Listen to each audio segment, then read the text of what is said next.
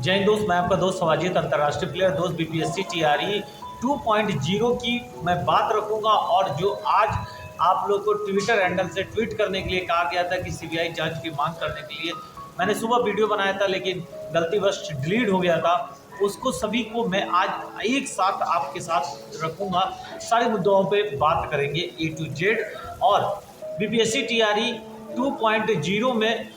किसी भी प्रकार की भाषा आर्ता को रद्द करना या भाषा आर्ता लागू करना, ये शिक्षा विभाग का कार्य न कि बीपीएससी का। बीपीएससी को केवल सौंपा गया था कि वो पेपर करा सकता है और वो पेपर कराने का आदेश पारित था। जब तक शिक्षा विभाग इसमें हस्तक्षेप नहीं करेगा तब तक भाषा आर्ता को शून्य नहीं किया जा सकता था पेपर के बाद। अब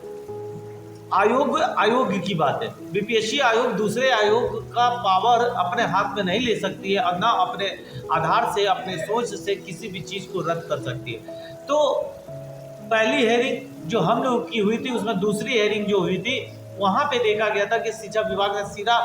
अपने आप को पीछे हटा लिया था इस बात से कि उसने किसी भी प्रकार का आदेश नहीं दिया है कि भाषा आर्ता को शून्य किया जाए। यानी जब शिक्षा विभाग ने किसी भी प्रकार का आदेश नहीं दिया तो इसके मतलब है बीपीएससी ने अपने मन से और दूसरे आयोग का नियम अपने नियम से लगाने का प्रयास किया, जो कि संवैधानिक उल्लंघन है। संवैधानिक प्रक्रियाओं में बाधा पहुंचाना होता है।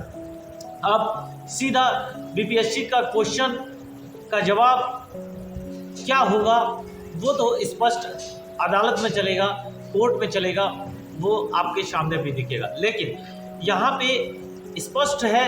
कि अब बीपीएससी पूरी तरीके से हार जाएगा, 100% हारेगा, क्योंकि पटना हाई कोर्ट के वकील जो हैं 100% इस क्वेश्चन को रखने वाले हैं। उनके तक पहुंचा दिया गया, इन मुद्दाओं को पहुंचा दिया गया है कि किसी भी आयोग का कार्य दूसरा आयोग बिना आदेश के नहीं कर सकता है, और किसी भी चीज़ को हटाना या लागू करना शिक्षा विभाग का कार्य था, न कि बीपीएससी का। केवल बीपीएससी को पेपर लेने का अधिकार प्रदान किया गया था, लेकिन बीपीएससी ने इसका दुरुपयोग करते हुए भाषा आर्ता को शून्य किया, बिना शिक्षा विभाग के अनुमति किया। तो जब अनुमति नहीं था तो आपने किस आधार पर शून्य किया, इसको भी लेके आज ट्विटर हैंडल पे बहुत अधिक ट्वीट चला। और अभी जो 9वीं 10वीं क्लास का पेपर हुआ था उस 2 घंटा विलंब से जो पेपर हुआ था, और 90% भी लोग वहाँ उपस्थिति नहीं दर्ज करा पाए थे, जिसके कारण उस भर्ती प्रक्रिया को, पेपर को रद्द कर नेक्स्ट डेट में मांग हो रही थी। लेकिन उन्होंने 2 घंटे विलंब से पेपर कराना उचित समझा। उन 2 घंटे को विलंब में पेपर कराने का आखिर मुख्य कारण क्या था, इसका भी जानने का प्रयास किया गया। और एक ही सेंटर के सभी लड़के मेरिट लिस्ट में आ जाने का भी मुख्य कारण ट्विटर हैंडल में दिखा। बहुत सारे लोगों ने इस बातों को रखा है और मेरे मैसेज के माध्यम से भी बहुत सारे लोगों ने इस बातों को रख रहे हैं। तीसरी सबसे इम्पोर्टेंट है जिसके लिए कि बीपीएससी टीआरई 2.0 रद्द हो जाएगा, वो मुख्य कारण है कि इस समय बांग्ला और उर्दू के पेपर के स्थान पे हिंदी का पेपर लेके और बांग्ला और उर्दू का टीचर किस तरह निर्धारित किया जा सकता है, ये एक असंभव चीज़ को संभव बनाने का भी प्रयास किया गया है, जो कि एकदम अपने आप में ही गलत है। अभी आपको देखने को मिलेगा ट्विटर हैंडल के माध्यम से भी बहुत सारे जो लोग हैं, जो हमारे शिक्षक हैं, जितने लोगों को हम लोग ने आह्वान किया था कि आप लोग आइए ट्विटर हैंडल पे और ट्वीट करिए कि सीबीआई जांच की मांग हो, क्योंकि भारत में उन छोटी छोटी चीज़ों की जांच जब सीबीआई द्वारा हो सकती है तो भारत का सबसे बड़ा घोटाला, सबसे बड़ा शिक्षा माफिया घोटाला, सबसे अधिक पैसे की उगाही करने वाले, काले धन को पैदा करने वाला, ये बीपीएससी टीआरई 1.0, 2.0 और 3.0 में जो किया गया है, जो खेला किया गया है 12 लाख 15 लाख का, उसकी जाँच आखिर सीबीआई द्वारा क्यों नहीं किया जा रहा है। और इसी की मांग हम लोग ने प्रधानमंत्री के द्वारा करने का प्रयास किए हैं कि प्रधानमंत्री से हम लोग ने रिक्वेस्ट किया कि महोदय आपके माध्यम से सीबीआई जांच बैठाई जाए, ताकि बिहार में जितने अनियमितता बरती गई है और भारत का सबसे बड़ा घोटाला, शिक्षा घोटाला बिहार में जो हुआ है, उस पर जाँच अवश्य बैठनी चाहिए, क्योंकि ये बिहार ही नहीं पूरे भारत के लिए एक दाग तुल्य बन गया है। इससे पहले बिहार में ही पुलिस भर्ती कांस्टेबल में का भी बड़े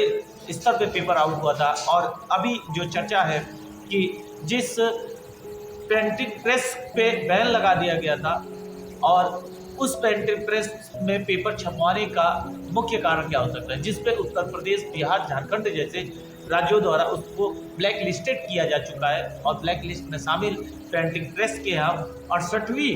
भर्ती से लेके अभी तक की भर्ती तक पेपर छपवाया गया है। आखिर इसका मुख्य कारण क्या है, इसके बारे में भी पूरे बिहार के युवा जानने को बेताब हैं कि आखिर क्यों ऐसे घटनाओं को अंजाम देने का प्रयास किया गया। वो बीपीएससी के अधिकारी जिन्होंने उस संस्था में पेपर छपवाने का निर्णय पास कराया, वो बीपीएससी के अधिकारी जिन्होंने अपने संस्था की नहीं दूसरे शिक्षा विभाग की संस्था का पेपर वहाँ पहुँचाने का कार्य और छपवाने का कार्य आखिर किस उद्देश्य के कारण किया। और जिस तरह माफियाओं का पकड़ हुआ, माफियाओं ने साफ बयान दिया है कि 68वें पेपर से लेके अभी तक के पेपर सभी लगभग आउट है। उससे मेरे को कोई दिक्कत नहीं, मेरे को बीपीएससी 1.0 2.0 की भर्ती से ही दिक्कत है, क्योंकि हमारे यहाँ जो योग्य टीचर थे, जिन्होंने लाठियाँ खाई थी, जिन्होंने रोडों पे रैलियाँ किया, जो परेशान हुए, जिनको कि अभी भी परेशान किया जा रहा है, प्रताड़ित किया जा रहा है, उनको अधिकार मिलना चाहिए। हमारी ऐसी बहनें जो गर्भवती थी, उनके ऊपर भी लाठियों का बरसात करने का मुख्य उद्देश्य क्या हो सकता है। आखिर लाठी के बरसात करते समय इस बात को भी नहीं देखा गया कि महिला के ऊपर लाठीचार्ज का आदेश किस तरह दिया जा सकता है, और ऐसी महिला जो कि गर्भवती हैं और उनके ऊपर लाठीचार्ज करना भारतीय संविधान के किस अनुच्छेद में दिया गया है कि गर्भवती महिला के ऊपर लाठीचार्ज किया जाए, जबकि भारत में महिलाओं को देवियों का रूप दिया गया है। जबकि आप लोग के द्वारा उनके ऊपर लाठीचार्ज का आदेश देना ही एक अपने आप में अपराध का कारण है और अपने आप में अपराध प्रेषित करता है कि आप लोग ने अपराध किया है। तो उसकी क्षमा याचना आप लोग को स्पष्टता माननी होगी। और सारी इस समय हमारी प्रधानमंत्री के द्वारा मांग है कि महोदय, किसी न किसी आधार से बीपीएससी टीआरई 2.0 1.0 की जो जांच प्रक्रिया है अपने स्तर से कराने का प्रयास करें, ताकि जो भी इसमें गलतियां हैं, जिन्होंने अपराध को बढ़ावा दिया है, जिसके कारण यूपी, बिहार, झारखंड जैसे पेपरों को आउट कराने में इन माफियाओं का हाथ शामिल है, इनकी गिरफ्तारी हो सके। और जो अधिकारी जो इन माफियाओं का सपोर्ट कर रहे हैं, उनकी भी गिरफ्तारी होना अत्यधिक आवश्यक है। इसलिए इस पर जाँच विशेष कर बैठना बहुत अधिक आवश्यक है। हम आप लोग से रिक्वेस्ट के साथ साथ इस बात को भी बताना चाहते हैं कि मैं बहुत जल्दी गृह मंत्रालय को भी लेटर लिखना चाहता हूं, शिक्षा मंत्रालय को भी लेटर लिखना चाहता हूं, और इसके साथ साथ जो हमारे प्रधानमंत्री शिक्षा नीति है, उनके माध्यम से भी लेटर में लिखने का प्रयास करूंगा कि इस पे सीबीआई जांच हो और इसकी पूर्णतः जांच के बाद नए सिरे से पेपर लिया जाए और इसमें पूर्णतः उन चीज़ों को विशेषकर ध्यान दिया जाए जो कि आपराधिक इसमें प्रवेश कर रहे हैं, अपराधी गतिविधियाँ हो रही हैं, और जो अभी तक फरार शिक्षक हैं उनकी गिरफ्तारियाँ क्यों नहीं हुई और उनके द्वारा जो बयान दिए गए वो आखिर मीडिया के सामने क्यों नहीं लाया जा रहा है। ये भी अपने आप में ही एक सोचनीय, एक अक्षम्य बात है कि आखिर बिहार राज्य के युवाओं को किस क्षेत्र में ले जाने का प्रयास है। तो इसकी जाँच होना आवश्यक है और मेरे को विश्वास है कि आपके द्वारा अधिक से अधिक वीडियो शेयर किया जाएगा ताकि ऊंचे स्तर तक ये सारे वीडियो पहुंचे और इसकी जांच बैठ सके। जय हिंद, जय भारत।